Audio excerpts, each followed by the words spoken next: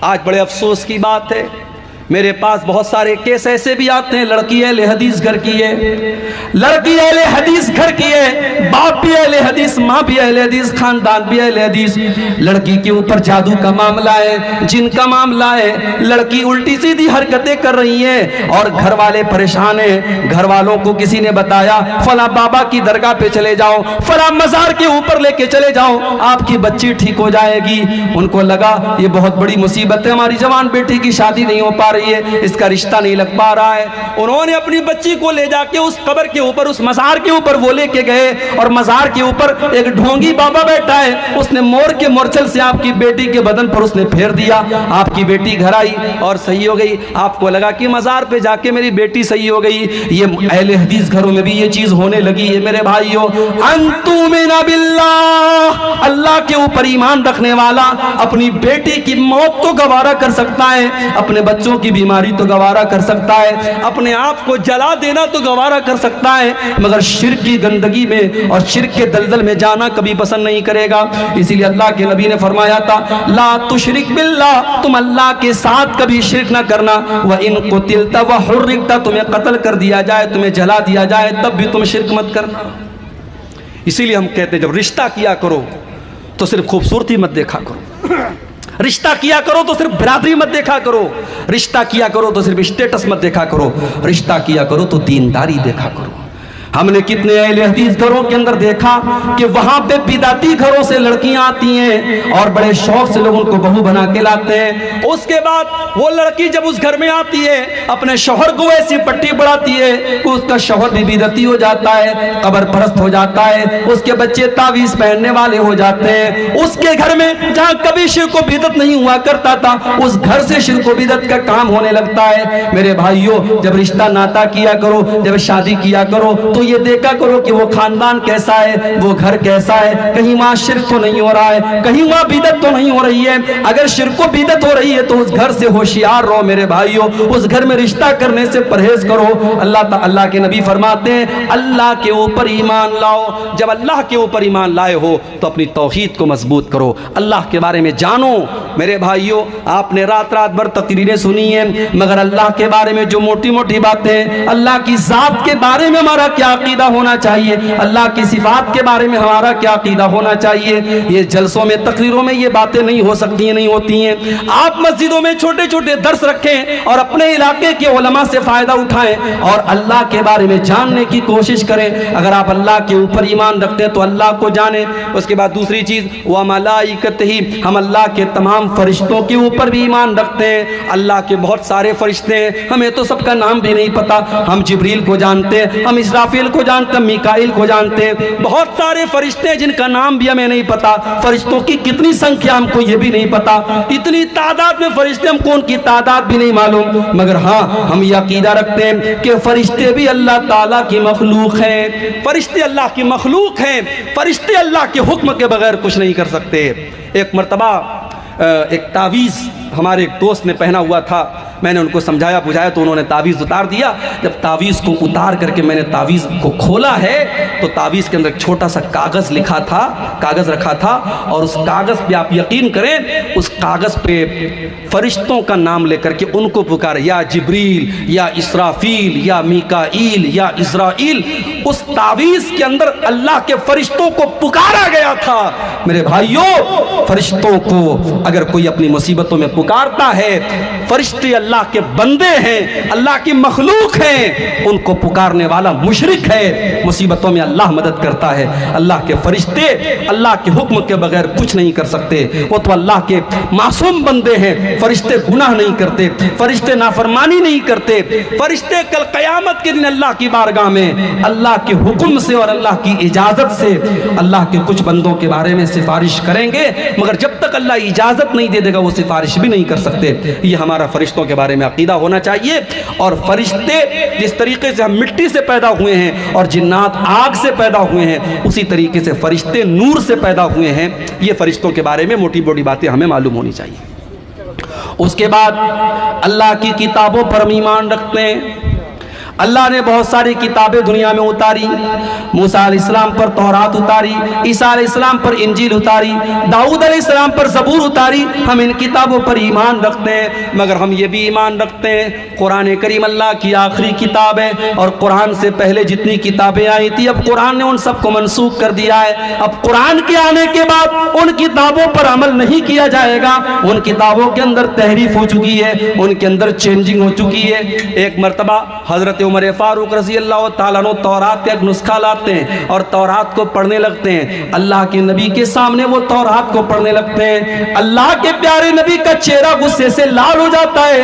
حضرت ابو بکر صدیق کہتے ہیں سکیلت کا سوا کے لیا عمر، اے عمر تیرا ستیہ ناش ہو جائے، اے عمر تیرا تجھے گم کرنے والی گم کر دے، تیرا ستیہ ناش ہو جائے. اما ترى ما بوجه رسول اللہ، کیا تو اللہ کے رسول کا چہرہ نہیں دیکھ رہا ہے؟ حضرت عمر فاروق نے نظر اٹھائی اور دیکھا کہ اللہ کے نبی کا چہرہ غصے سے لال ہے. انہوں نے تورات کا وہ نسخہ وہی پر زمین پر ڈال دیا اور بڑے ادب سے کہا رضیت باللہ ربا وبمحمد رسولا وبالاسلام دینا. اے اللہ کے نبی میں اللہ کو اپنا رب مانتا ہوں، میں محمد صلی اللہ علیہ وسلم کو اللہ کا رسول مانتا ہوں، میں اسلام کو اللہ کا دین مانتا ہوں. آپ نے فرمایا اے عمر والذی نفسی بیدہ، اس اللہ کی قسم جس کے ہاتھ میں میری جان ہے، لو کان موسیٰ حیا، اگر آج حضرت موسیٰ علیہ السلام بھی زندہ ہوتے، ما وسعہ الا اتباعی، تو موسیٰ علیہ السلام کو بھی میری پیروی کرنی پڑتی. موسیٰ علیہ السلام بھی محمد رسول اللہ کے آنے کے بعد اب اپنی شریعت نہیں چلا سکتے، ان کو محمد رسول اللہ کی شریعت پر عمل کرنا پڑے گا. اسی لیے ہمارا یہ عقیدہ ہے کہ قیامت کے پہلے جب عیسیٰ علیہ السلام دنیا میں آئیں گے تو وہ بھی کوئی نئی شریعت لے کر کے یا اپنی شریعت لے کر کے نہیں آئیں گے. وہ قیامت کے پہلے آئیں گے، وہ دجال کو قتل کریں گے، وہ زمین میں عدل و انصاف کو قائم کریں گے، مگر وہ امت محمدیہ کی حیثیت سے رہیں گے. وہ اسی امت کے پیچھے نماز پڑھیں گے، وہ ایک نبی کی حیثیت سے اور ایک شریعت لانے کی حیثیت سے دنیا میں نہیں آئیں گے. تو ہم اللہ کی ساری کتابوں پر ایمان رکھتے ہیں اور اللہ کے سارے رسولوں پر بھی ہم ایمان رکھتے ہیں. رسولوں کی تعداد کتنی ہمیں نہیں معلوم. بعض روایات میں 1,24,000 کی گنتی آئی ہے، مگر وہ روایتیں صحیح نہیں ہیں، ضعیف ہیں. ہم یہ عقیدہ رکھتے ہیں کہ اللہ نے ان گنت نبی دنیا میں بھیجے ہیں، لیکن ہم ساتھ میں یہ عقیدہ بھی رکھتے ہیں کہ آخری نبی اور آخری رسول جناب محمد رسول اللہ صلی اللہ علیہ وسلم ہیں. اب آپ کے بعد دنیا میں کوئی نبی نہیں آئے گا. آپ سے پہلے جتنے نبی آئے ہم سارے رسولوں پر ایمان رکھتے ہیں، سب کو اللہ کا نبی مانتے ہیں. مگر اب قیامت تک اگر شریعت چلے گی اور قانون چلے گا اور لا اگر چلے گا اور ویدھان اگر چلے گا تو جناب محمد رسول اللہ صلی اللہ علیہ وسلم چلے گا. ہم اس بات پر بھی ایمان رکھتے ہیں. اسی طریقے سے قیامت کے دن کے اوپر بھی ہم ایمان رکھتے ہیں. قیامت کے بارے میں جتنی باتیں قرآن و حدیث کے اندر آئی ہم تمام باتوں پر ایمان رکھتے ہیں. اور یہاں ایک بات نوٹ کر لیجئے، جس طریقے سے قیامت کے دن پر ایمان رکھنا ضروری ہے اسی طریقے سے برزخ کے اوپر بھی ایمان رکھنا ضروری ہے. کچھ لوگ قبر کے عذاب کو نہیں مانتے. کچھ لوگ کہتے ہیں صاحب جب انسان مر جائے گا مٹی میں مل جائے گا تو اب سیدھے قیامت کے دن اٹھے گا، قبر میں کوئی عذاب نہیں ہوتا. کچھ لوگ عذاب قبر کا انکار کرتے ہیں. یاد رکھو میرے بھائی، عذاب قبر قرآن سے بھی ثابت ہے اور اللہ کے نبی کی حدیثوں سے بھی ثابت ہے. اور جو قبر کے عذاب کو نہیں مانتا ہے وہ حقیقت میں قیامت کو بھی نہیں مانتا ہے. عذاب قبر کو ماننا بھی قیامت پر ایمان کا ایک حصہ ہے. اس لیے عذاب قبر کو ماننا، قیامت کے دن جو اللہ کا میزان ہوگا اور میدان حشر ہوگا اور اسی طریقے سے پل صراط ہوگا، جو قیامت کے دن کی جتنی ڈیٹیل بتائی گئی ہے، کبھی انشاءاللہ آپ کے علاقے میں ایک موضوع اس پر ہوگا. قیامت کے دن کی تمام تفصیلات پر ہم بات کریں گے. ہمیں اور آپ کو اس پر بھی ایمان رکھنا ضروری ہے. اللہ کے نبی نے فرمایا کہ والیوم الآخر، آپ کو قیامت کے دن کے اوپر بھی ایمان رکھنا ضروری ہے. اور چھٹی چیز کیا ہے؟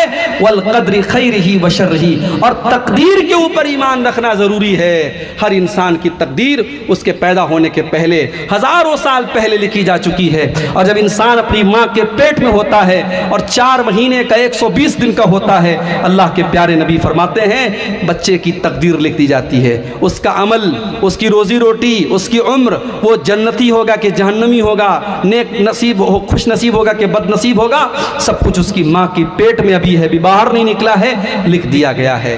تقدیر پر ایمان ہمارا ہونا چاہیے میرے بھائی. اور جس کا تقدیر پر ایمان ہوگا وہ کسی سے حسد نہیں کرے گا, کسی سے جلن نہیں کرے گا.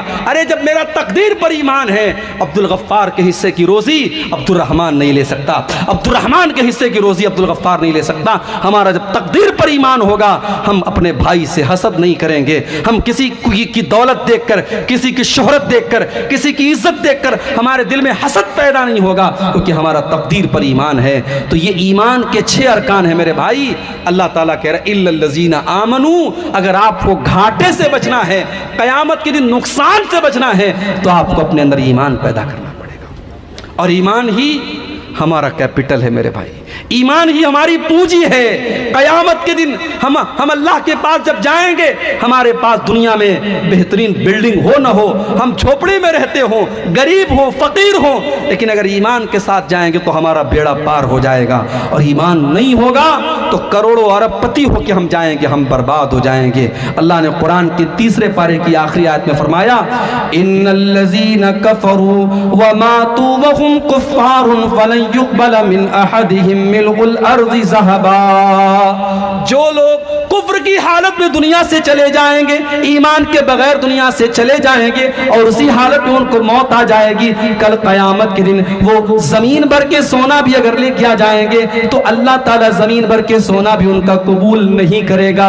وَلَوِ افْتَدَى بِهِ, وہ زمین بھر کے سونا بھی اگر لے کے آ جائیں گے اللہ اپنے عذاب سے ان کو نہیں بچائے گا. أُولَئِكَ لَهُمْ عَذَابٌ أَلِيمٌ وَمَا لَهُم مِّن نَّاصِرِينَ. اللہ فرماتا ہے ان کو جہنم کے عذاب میں ڈالا جائے گا اور وہاں ان کی کوئی مدد کرنے والا نہ ہوگا. میرے بھائیو, اس ایمان کی دولت کی قدر کرو. اللہ نے ہمیں اور آپ کو ایمان والا بنایا, اللہ نے توحید پر چلنے والا بنایا, اسلام پر چلنے والا بنایا. اس ایمان کی دولت کی قدر کرو. اور یہ بھی نوٹ کر لو, ایمان گھٹتا اور بڑھتا بھی ہے. ایمان گھٹتا اور بڑھتا ہے. جیسے موبائل میں چارجنگ ہوتی ہے, 100% چارجنگ ہے تو موبائل برابر کام کرتا ہے. چارجنگ کم ہوتی ہے, موبائل کی بیک لائٹ سلو ہو جاتی ہے, موبائل سلو کام کرنے لگتا ہے. جس طریقے سے موبائل کی چارجنگ گھٹتی اور بڑھتی ہے, ہمارے ایمان کی چارجنگ بھی گھٹتی اور بڑھتی ہے. اب یہ ایک الگ ٹاپک ہے, ایمان کس چیز سے گھٹتا ہے, ایمان کس چیز سے بڑھتا ہے. میں مثال کے طور پر, ایگزامپل کے طور پر ایک چیز بتا دوں کہ قرآن پڑھنے سے اور قرآن سننے سے ایمان بڑھتا ہے. اللہ نے فرمایا انما المؤمنون الذین اذا ذکر اللہ وجلت قلوبهم. مومن تو وہ لوگ ہیں جب اللہ کا نام لیا جاتا ہے تو ان کے دل کانپ جاتے ہیں. وَإِذَا تُلِيَتْ عَلَيْهِمْ آيَاتُهُ زَادَتْهُمْ ایمانا.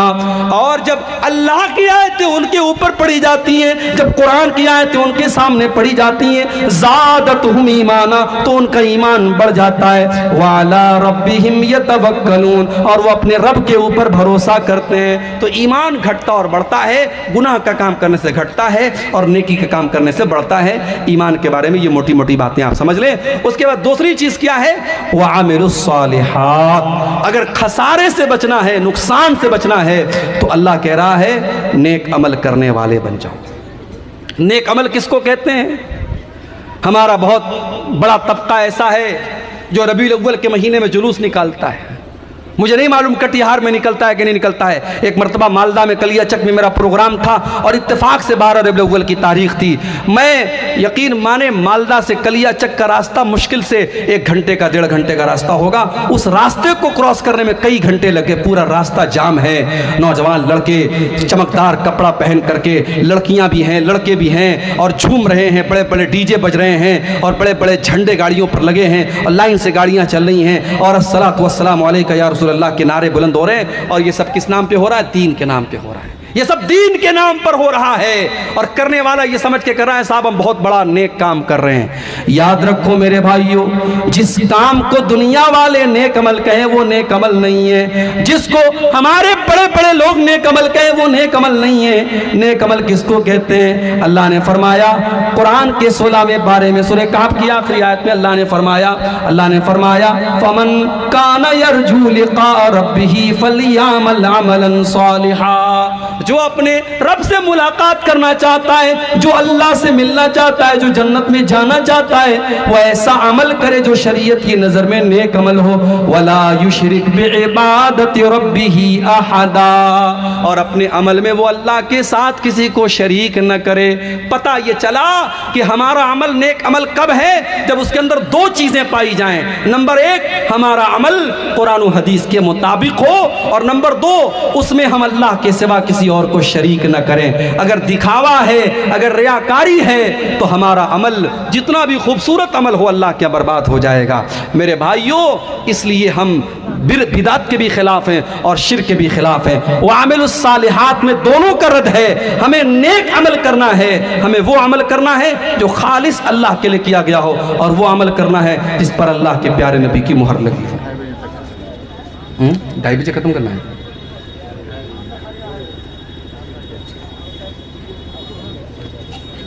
یہ سوالات آئے ہیں، میں اپنا موضوع پورا کر کے بھی تھوڑی دیر میں سوالات کا جواب دیتا ہوں انشاءاللہ۔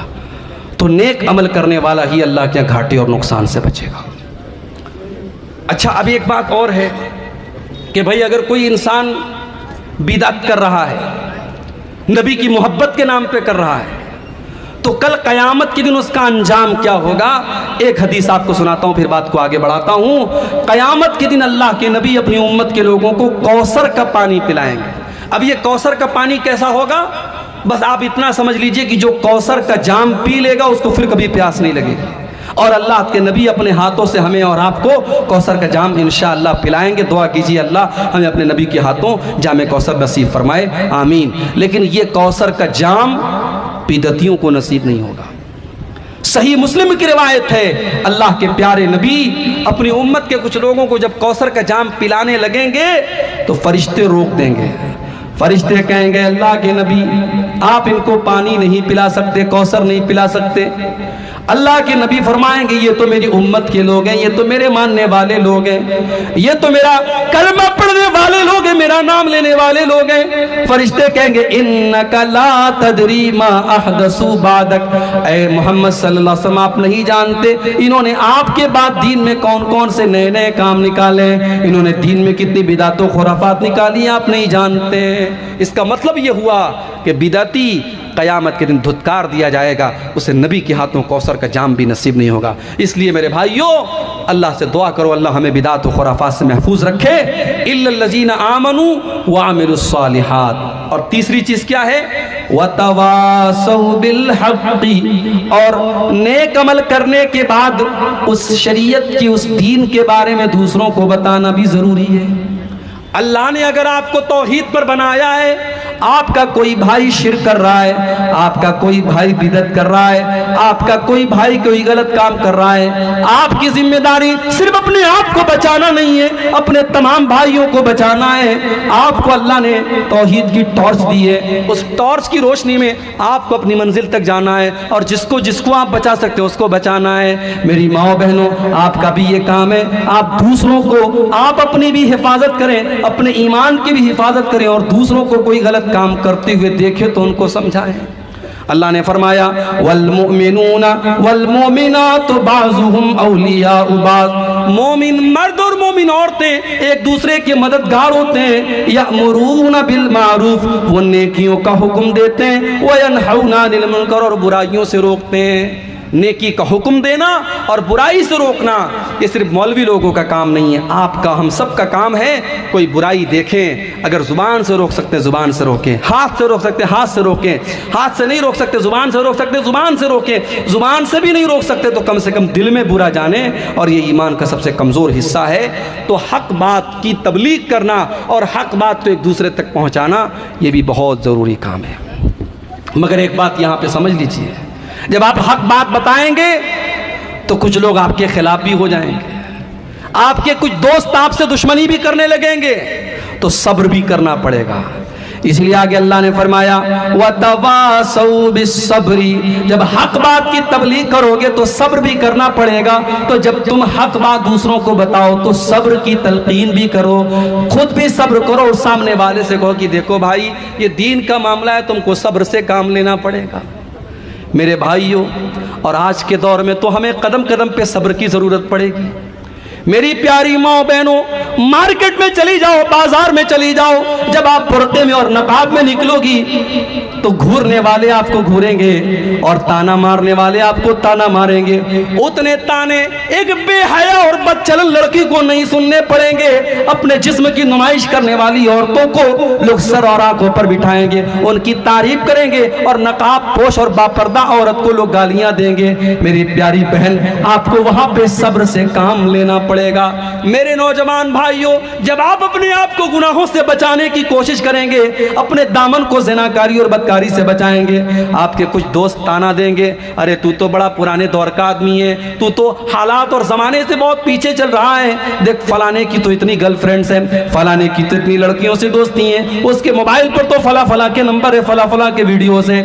آپ کو صحیح راستے پر چلتا ہوا دیکھ کر بھی لوگ آپ کو تانے ماریں گے اور آپ کو برا بھلا کہیں گے، اس وقت بھی آپ کو صبر کی ضرورت پڑے گی۔ وَتَوَاصَوْا بِالصَّبْرِ، آپ کو وہاں پر بھی اللہ کے دین پر قائم رہنا پڑے گا اور صبر سے کام لینا پڑے گا۔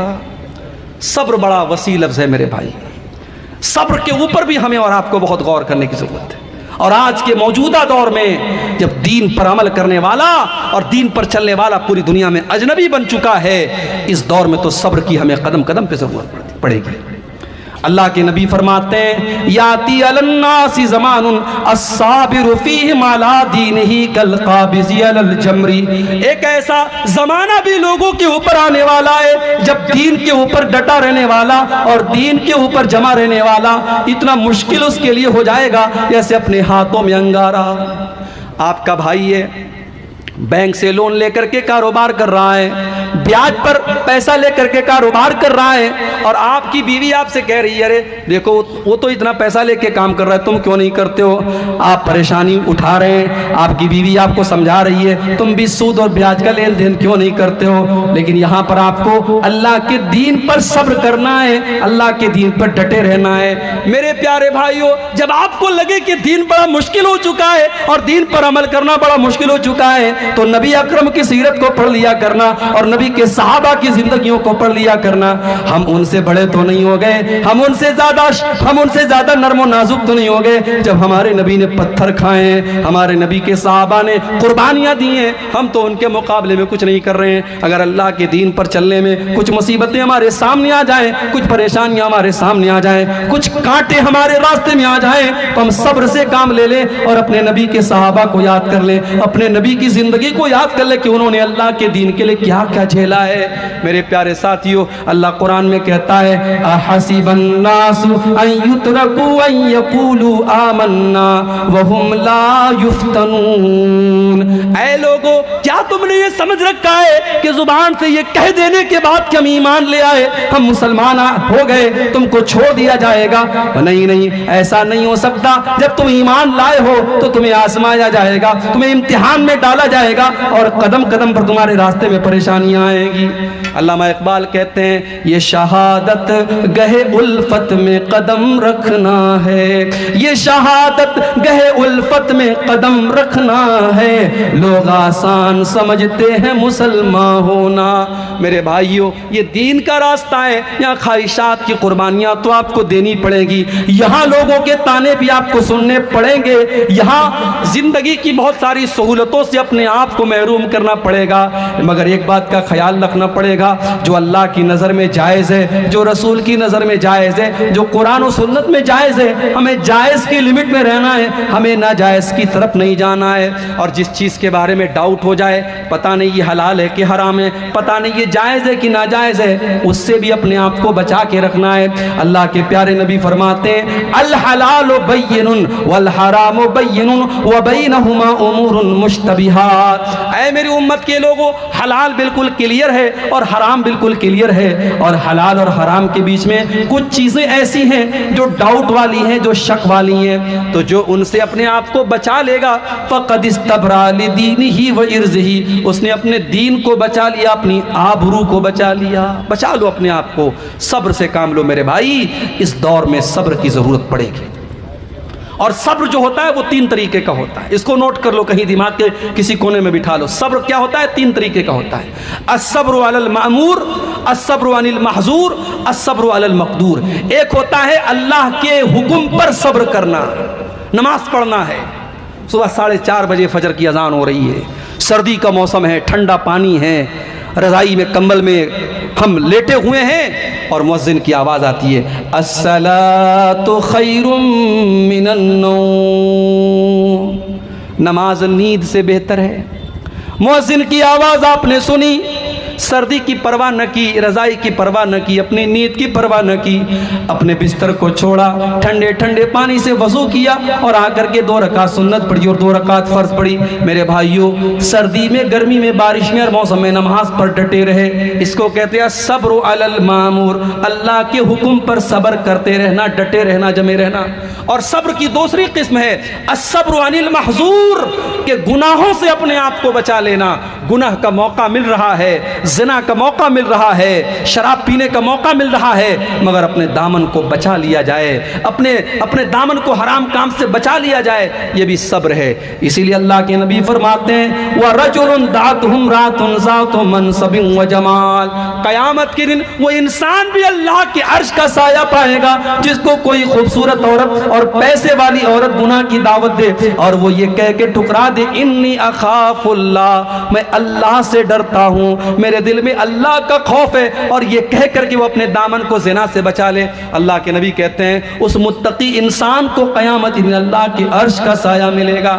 آج تو ہمارا نوجوان موقع تلاش کرتا ہے, موقع تلاش کرتا ہے گناہ کرنے کا.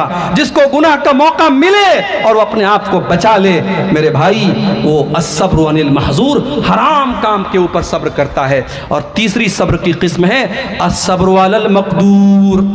کوئی مصیبت آ گئی, بچے کا انتقال ہو گیا, باپ کا انتقال ہو گیا, ماں مر گئی, کوئی ایکسیڈنٹ ہو گیا, کوئی حادثہ ہو گیا, اس مصیبت میں اپنے آپ کو کنٹرول کرنا اور کوئی ایسی بات منہ سے نہ نکالنا جو اللہ کو ناراض کرے, یہ بھی صبر ہے.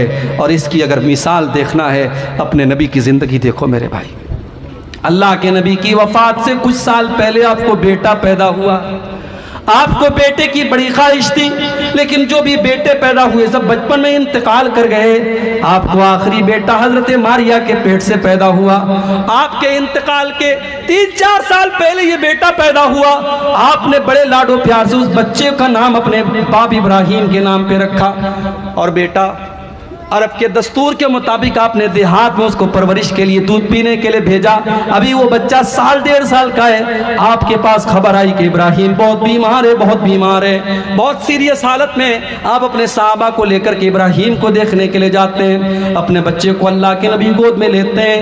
وہ بیٹا جو بڑی آرزو کے بعد اس عمر میں 55 سال کی 56 سال کی عمر میں اللہ کے نبی کو ملا ہے, اس بچے کو اللہ کے نبی دم توڑتا ہوا دیکھتے ہیں. اس بچے کی سانسوں کو اکھڑتا ہوا دیکھتے ہیں. اس بچے کا آخری ٹائم ہے, بچہ آخری سانسیں لے رہا ہے اور اللہ کے نبی کی آنکھوں سے آنسو برسنے لگتے ہیں.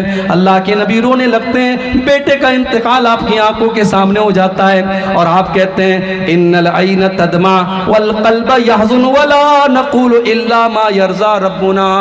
اے میرے بچے ابراہیم, تیرے باپ کی آنکھوں سے آنسو بہ رہے ہیں, تیرے باپ کا دل غمگین ہے, مگر تیرا باپ اپنی زبان سے کوئی ایسی بات نہیں نکالے گا جس سے اللہ ناراض ہو جائے. میری ماؤں بہنوں, آپ کے اوپر کوئی مصیبت اللہ نہ کرے آ جائے, کسی عورت کا بچہ مر جائے, کسی عورت کا سہاگ, اس کا شوہر انتقال کر جائے, کسی عورت کے گھر میں کوئی حادثہ ہو جائے, تو عورتیں عام طور سے بڑی جذباتی ہوتی ہیں. ان کی زبان سے ایسی باتیں نکل جاتی ہیں جو اللہ کو ناراض کرنے والی ہیں. اس موقع پر صبر سے کام لیا کرو. وَلَنَبْلُوَنَّكُمْ بِشَيْءٍ مِّنَ الْخَوْفِ وَالْجُوعِ وَنَقْصٍ مِّنَ الْأَمْوَالِ وَالْأَنفُسِ وَالثَّمَرَاتِ. اے مسلمانوں, ہم تمہیں آزمائیں گے, کبھی بھوک کے ذریعے, کبھی خوف کے ذریعے, کبھی جان کی کمی کے ذریعے, کبھی پھلوں کی کمی کے ذریعے. وَبَشِّرِ الصَّابِرِينَ, لیکن بشارت ان لوگوں کے لیے جو صبر کرنے والے ہوں. اور صبر کرنے والے کون ہیں؟ الَّذِينَ إِذَا أَصَابَتْهُمْ مُصِيبَةٌ قَالُوا إِنَّا لِلَّهِ وَإِنَّا إِلَيْهِ رَاجِعُونَ. صبر کرنے والے وہ ہیں جو مصیبت پر کہتے ہیں اِنَّا لِلَّهِ وَإِنَّا إِلَيْهِ رَاجِعُونَ, ہم اللہ ہی کے ہیں اور اللہ ہی کی طرف پلٹ کے جانے والے. ہماری کیا حیثیت ہے میرے بھائی؟ اگر ہمیں اولاد ملی تو اللہ نے دی. ہم پیدا ہوئے تو اللہ نے پیدا کیا. ہمارا باپ زندہ تھا تو اللہ کی مرضی سے زندہ تھا. اللہ کو پیارا ہوا انتقال کر گیا تو اللہ کی مرضی سے گیا. اس لیے انا للہ و انا الیہ راجعون یہ پڑھ کر کے صبر کرتے ہیں. اولئک علیہم صلوات من ربہم واولئک هم المہتدون. اللہ فرماتا ہے وہی لوگ ہیں جن کے اوپر ان کے رب کی طرف سے رحمتیں ہیں اور وہی ہدایت پر ہیں. تو یہ چار چیزیں ہیں. سورہ عصر میں چار سبق ہمیں دیا گیا. اگر خسارے سے بچنا ہے، نقصان سے بچنا ہے، ایمان والے بن جاؤ، نیک عمل کرنے والے بن جاؤ، اور حق بات کی تبلیغ کرنے والے بن جاؤ، اور صبر کرنے والے بن جاؤ. جتنا علم اللہ تعالیٰ نے آپ کو دیا ہے اس علم کے مطابق دوسروں کو بھی دین کے بارے میں بتاؤ، اور مزید علم حاصل بھی کرنے کی کوشش کرتے رہو، اور جتنی باتیں آپ کو قرآن و سنت کی پتہ ہیں دوسروں کو پہنچانے کی کوشش کرو. انشاءاللہ ہم ان چار خوش نصیبوں میں شامل ہو جائیں گے. اب یہ سوالات آئے ہیں، دیکھ لیتے ہیں کیا سوالات آئے ہیں. ابھی کی بیداری ہے سب. رہنے دیجیے. دنیا میں عیسیٰ علیہ السلام کی شادی ہوئی تھی یا نہیں؟ دیکھیے اس بارے میں کوئی واضح دلیل موجود نہیں ہے. عیسیٰ علیہ السلام کی شادی ہوئی تھی یا نہیں تھی، کوئی ایسی صحیح حدیث موجود نہیں ہے جس میں ان کی بیوی کا ذکر ہو، ان کے بچے کا ذکر. اس لیے بہت سارے علماء نے لکھا ہے کہ عیسیٰ علیہ السلام نے شادی نہیں کی تھی. اب سوال یہ ہے کہ انہوں نے شادی نہیں کی تھی تو پھر کیا ہمیں اور آپ کو بھی ایسا کرنا چاہیے؟ جی نہیں. ہم اور آپ عیسیٰ علیہ السلام کی شریعت پر عمل نہیں کرتے ہیں، ہم محمد صلی اللہ علیہ وسلم کی شریعت پر عمل کرتے ہیں. اور ہمارے نبی نے شادی کی تھی تو ہمارے لیے شادی کرنا ہی سنت ہے. اور اگر کسی کو زناکاری کا خطرہ ہو تو اس کے لیے تو شادی کرنا فرض ہے. ٹھیک ہے. کیا بے نمازی کافر ہے؟ مدلل جواب دے. اس بارے میں علماء کی دو الگ الگ رائے ہے. کچھ علماء نے تو یعنی بے نمازی جو نماز نہیں پڑھتا ہے اس کو مطلق طور پہ کافر کہا ہے، مگر زیادہ تر علماء کا یہ موقف ہے کہ اگر انسان سستی اور کاہلی کی وجہ سے نماز نہیں پڑھتا ہے تو وہ کافر نہیں ہے، مسلمان ہے، گنہگار ہے. ہاں اگر کوئی انسان نماز کی فرضیت کا انکار کرتا ہے یا بالکل کبھی نماز نہیں پڑھتا ہے، ایک دم کلی طور پر نماز کو چھوڑے ہوئے ہے، تو پھر اس انسان کو مومن کہنا مشکل ہے. وہ انسان کفر کی حد تک پہنچ چکا ہے، الا یہ کہ وہ توبہ اور استغفار کر لے. تو اگر کوئی نماز کو فرض ہی نہیں مانتا ہے تو وہ کافر ہو جائے گا، لیکن نماز کی فرضیت کا اقرار کرتا ہے اور نماز نہیں پڑھتا ہے تو سخت گنہگار ہے، اور اس کو جلد سے جلد توبہ کر کے نماز کی پابندی کرنا چاہیے. جس کا عقیدہ شرکیہ ہو اس کے ساتھ شادیاں کرانا اور اس کا ذبیحہ کھانا کیسا ہے؟ دیکھیے اگر معلوم ہے کہ اس کے یہاں شرک ہو رہا ہے تو شادی نہیں کرنی چاہیے. اور ذبیحہ کی جہاں تک بات ہے تو اب یہ بڑا ٹیڑھا مسئلہ ہے. اب آپ اگر یہ شرط لگائیں گے کہ بھائی ہمارا قصائی وہی ہو اور گوشت کاٹنے والا وہی ہو جو پکا توحید پر ہو تو بہت مشکل ہے. آپ کو اگر یہ معلوم ہے کہ وہ مسلمان ہیں تو اگر اس کے عقیدے میں کچھ خرابیاں ہیں بھی، اس نے اگر اللہ کا نام لے کے ذبح کیا ہے اور ظاہری طور پر وہ مسلمان ہے تو اس کا ذبیحہ کھا سکتے ہیں. ہاں جو ظاہری طور پر بھی مسلمان نہ ہو، کافر ہو، مشرک ہو، اس کا ذبیحہ بالکل نہیں کھا سکتے. لیکن اگر کوئی ظاہری طور پر مسلمان ہے، اب اس کے عقیدے میں کچھ شرکیہ چیزیں ہیں تو وہ اللہ تعالیٰ کے یہاں اس کی پکڑ ہوگی اور وہ جواب دے گا، لیکن اس کا ذبیحہ آپ کھا سکتے ہیں کیونکہ وہ بہرحال کلمہ گو ہے اور مسلمان ہے. لڑکے کی شادی اگر اس کے والدین نہ کرائیں تو وہ کیا کریں؟ بھائی کوئی ہے دکھی آدمی ہے تو اس کے والد صاحب اگر سن رہے ہو تو بھائی اس کی تھوڑا توجہ دیں اس کے اوپر. اس کو ایسے لڑکے کو چاہیے کہ وہ جو ہے کچھ ایسی حرکتیں کرے کہ اس کے باپ کو لگے، کبھی کبھی اپنے باپ کا جوتا پہن لے، اس کا کرتا پہن لے، اس کے باپ کو لگے ہاں بیٹا میرا بڑا ہو گیا. اور باپ کو بھی یہ سوچنا چاہیے کہ جب بیٹا بڑا ہو گیا، شادی کے قابل ہو گیا تو اس کی شادی کرا دیں. ٹھیک ہے. اور اس معاملے میں بعض جگہوں پہ بڑی لاپرواہی ہوتی ہے. لڑکیاں، لڑکے تو کہہ بھی دیتے ہیں کبھی کبھی، لڑکیاں بیچاری مارے شرم کے کہتی نہیں. لڑکیوں کی عمر 25 سال 30 سال ہو جاتی ہے اور لڑکی کے ماں باپ بلا وجہ کی فالتو کی شرطوں کی وجہ سے لڑکیوں کی شادی کو ٹالے رہتے ہیں اور یہاں تک کہ ان کی عمر نکلتی رہتی. گنہگار ہوں گے ایسے ماں باپ. لڑکیوں کی اور لڑکوں کی شادی میں بلا وجہ تاخیر کرنے والے ایسے ماں باپ گنہگار ہوں گے. یہ بہت بڑا گناہ وہ کر رہے ہیں. تو اگر ایسے کوئی والدین ہیں تو وہ اس معاملے میں لاپرواہی نہ کریں اور لڑکے لڑکی کی شادی صحیح وقت پہ کر دیں. لڑکے کی شادی کی صحیح عمر کیا ہے؟ عمر تو نہیں بتائی گئی شریعت کے اندر، ہاں صفت بتائی گئی کہ جو لڑکا جسمانی اعتبار سے بالغ ہو چکا ہے، بیوی کا حق ادا کر سکتا ہے جسمانی اعتبار سے، اور مالی اعتبار سے اس کے پاس اتنی کمائی ہے کہ وہ اپنا اور اپنی بیوی کا خرچ اٹھا سکتا ہے، اپنے ماں باپ کو اور اپنی بیوی بچوں کو کھلا سکتا ہے، تو پھر اس انسان کو چاہیے کہ وہ شادی کر دے. اس کے لیے کوئی عمر کرائٹیریا نہیں ہے، یہ 15 سال میں بھی آدمی اس لائق ہو سکتا ہے اور 20 سال کی عمر میں بھی اس لائق ہو سکتا ہے۔ تو ہمارے ملک میں شاید قانوناً جو ہے 18 سال سے کم کی شادی جو ہے، لڑکے کی تو شاید 21 سال ہے، لڑکیوں کی 18 سال ہے جو قانونی طور پر ہے۔ تو وہ ایک ہمارے بھارت کے قانون کے حساب سے شریعت میں عمر کا ایسا کوئی مسئلہ نہیں ہے۔ اگر مسلمانوں کو کوئی غیر مسلم زبردستی اللہ تعالیٰ کا انکار کرائے تو وہ کیا کرے؟ مدلل جواب دے۔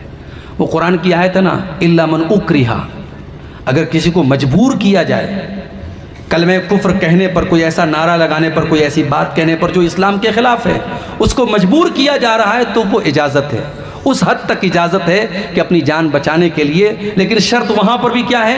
وَقَلْبُهُ مُطْمَئِنٌ بِالْإِيمَانِ، کہ دل کے اندر ایمان ہونا چاہیے۔ یہ نہ ہو کہ دل کے اندر بھی اگر وہی بات ہے تب تو وہ اسلام سے خارج ہو جائے گا۔ اپنی جان بچانے کی حد تک وہ اس موقع پر کفر والی بات کہہ سکتا ہے، جیسا کہ حضرت عمار بن یاسر رضی اللہ تعالیٰ عنہ کو کافروں نے پکڑا تھا اور ان کے منہ سے زبردستی کلمہ کفر کہلوایا تھا، اسی موقع پر یہ آیت نازل ہوئی تھی۔ تو ایسی مجبوری کی صورت میں کہا جا سکتا ہے، لیکن اگر اس وقت بھی کوئی اپنے آپ کو اپنی جان کی پرواہ نہ کرے اور اس موقع پر بھی وہ کلمہ کفر نہ کہے تو یہ ایمان کا اور اعلیٰ درجہ ہے۔ اجازت تو ہے، لیکن اگر اس وقت بھی انسان اللہ کے بارے میں اور اسلام کے بارے میں کوئی غلط بات نہ کہے اور اپنے جان کی بھی پرواہ نہ کرے تو یہ ایمان کا اور اعلیٰ درجہ ہے۔